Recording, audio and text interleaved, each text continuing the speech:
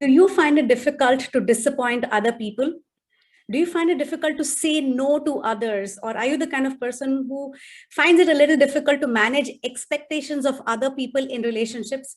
If your answer is yes to any one of these questions, then you are in the right place, and stay tuned till the end of this video, because in today's video, I am going to be sharing with you about how you can be more assertive as a person and stand up for yourself. Let's find out first the three reasons why people find it difficult to be assertive. The first reason is that if you find it difficult to be assertive, you may be suffering from low self-esteem. It happens so that many times in our life, we have been treated a certain way in our relationships. Maybe our parents treated us a certain way, and we tend to think that it is okay to be treated in that way. For example, a child who is constantly criticized when they were younger, or who are constantly told there's something wrong with them, or they should shut up and not speak up, even after they grow up, think that it's okay for others to treat them like that. Their self-esteem is small, and they're more or less all right with people mistreating them, or giving them too much work, or not giving them due respect or due credit. Second reason why somebody might not be assertive is that they seek approval and love from others. Everybody wants to be loved.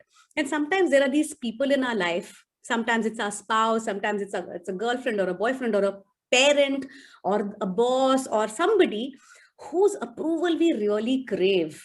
That person needs to say we are good. That person needs to say it's okay. That person needs to say you've done a good job. And only then I'm going to feel that, okay, I have done okay, then I'm all right.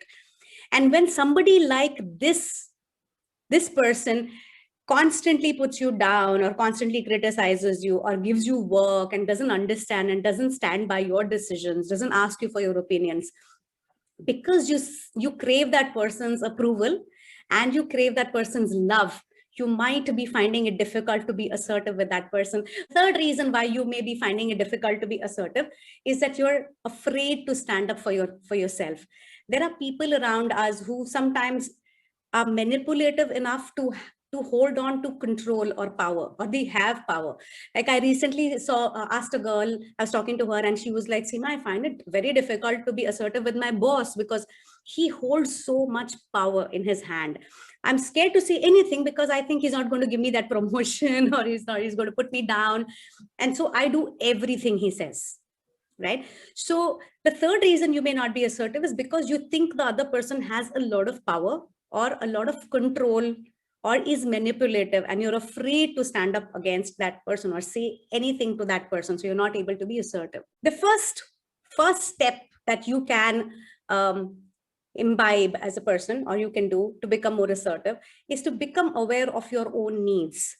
Now, anybody who is finding it difficult to be assertive, they are doing it, they're very polite, or they're saying yes to everything, or they're agreeable to everything, and they're not speaking up for their needs or their rights because they feel that that's going to meet their needs. Now tell me something. Are you meeting your needs today by being like this? In any area of your life, whether it's a profession, it's with your boss or with your clients or with your spouse or with your children or anybody, if you are not speaking about your rights and you are being that teddy bear, right? If you have ever gone through a communications workshop, you would have learned about different communication styles or conflicting styles. And one of them is being a teddy bear, the accommodating person, basically, right? Who says yes to everybody, is a very sweet and nice person and easy to get along with. But you can be a teddy bear, but if your needs are not met over a period of time, you're a very unhappy teddy bear. You're always giving warmth and love and understanding and all that to people around you, and more or less become like a doormat, and your needs are not met because you are never asking. I always say this, crying babies get more milk. If you do not ask for your needs to be met, people are not, over a period of time, unless you're with somebody amazing and they are proactively meeting your needs, if you do not speak up and not be assertive, you cannot meet your needs and you become that unhappy teddy bear. And have you ever noticed, and tell me if this is true, type in a yes if it's true, if you're very sweet for very long and you become unhappy and your needs are not met, suddenly you get angry, suddenly there is a fight, suddenly you're not able to control yourself, you're like, you're not doing this for me, this is not happening in my life, how can you do this to me, you don't care, my needs are not met. Now you chose to shut up about your needs all this while, And all of a sudden, because you're not able to take it anymore, there's an outburst. Is that true? It's happened to me too. It's not something that happens. It happens to each one of us. If you do not, because needs have to be met. Write it down if you have a piece of paper. What are your needs as a person that you're not meeting by being somebody who's sweet and not assertive? Second step is to understand the long-term consequences of your actions. Now, I remember a time in my life when I was in a relationship where I was giving, and I was being abused in return. And that went on for 5 long years. But somewhere down the line, I realized and I started thinking that, oh my God, if this continues, can I spend the rest of my life like this? Can I be somebody who is constantly battered and constantly being put down? What's going to happen to me? What's going to happen to my child? What's going to happen to my life if I don't stand up for myself and I don't do something about this? And the answer was that it's going to be a huge mess. You cannot live like this. So become aware of the long-term consequence of your action, because short-term, by being somebody who doesn't speak up and who is accommodating and being very sweet, please don't misunderstand me. I'm not saying that you should not be sweet or nice in relationships. However, there needs to be a balance. There are times and there are situations and there are people with whom you have to be assertive. Step number 3 is that learn to imbibe the style of assertive communication. What is the meaning of assertive communication? Let me tell you a secret. Most people don't even know what it means to be assertive. It's strange, isn't it? They don't even know what it is. If you don't know what it is, how can you possibly do that behavior? Does that make sense? Like when I was growing up and I only knew aggression and submission. Either fight for it or don't ask for it. Just completely sit back or fight for it. These are only 2 styles I knew. I didn't know anything in between. Now, fighting for something aggressively doesn't give you what you want. And not asking for it and surrendering also doesn't give you what you want. So there is a style in between aggression and submission, which is called as assertive. That is assertiveness. Assertiveness doesn't mean you're fighting and getting angry and you're speaking loudly and your body language is changing and you are demanding things. That's not assertiveness. Assertiveness is a frame of mind that you sit in one place and you discuss things out with another person. You find out what are your own needs. You keep your own needs and you keep the other person's needs as well in your mind and come to some kind of a conclusion that's going to give a win-win solution. I know it's not as easy as said, but you got to come to that frame of mind. What do I need? What does the other person need? So rather than thinking of I or you think of us, or you think of we. What are our needs? Please give me lots of likes, everybody, so that I know that you're with me and I can reach a lot of more people with my videos, because I know that people are enjoying these videos and I can make a huge difference to the lives of people.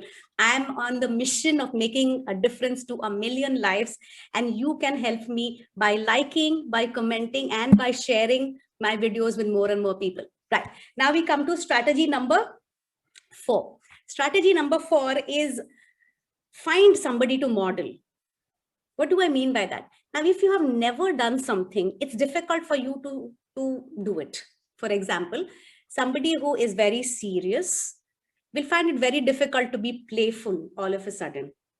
Somebody who is not very romantic and keeps to themselves finds it very difficult to be romantic. Somebody who is very soft finds it difficult to speak up for themselves. And for you to suddenly do a new habit may feel uncomfortable. So identify somebody in your environment who is assertive. Like you would know that sister-in-law who is very assertive and who knows how to deal with your in-laws. Or you will know a friend who knows how to be assertive with her spouse. Or a colleague who knows how to be assertive with your boss. Identify one person like that who you would like to model. 5th is make it unconscious, which means that over a period of time, by watching this person, by modeling, by imbibing this person, you got to come to a place where you become like that. And again, neuro-linguistic programming, an absolutely brilliant brain science. I have dedicated more than a decade to this brain science. I have trained for the last 15 years. Thousands of people have been trained and coached through our programs. And this brilliant brain science, frankly, has so many techniques with which you can make anything unconscious, especially like a behavior like assertiveness. There are techniques like new behavior generator, swish pattern.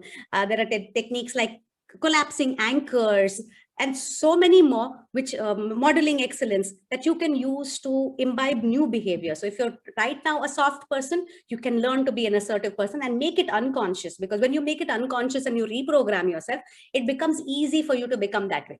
Sometimes in life, we need someone to help us, to support us, bring about a transformation in our lives.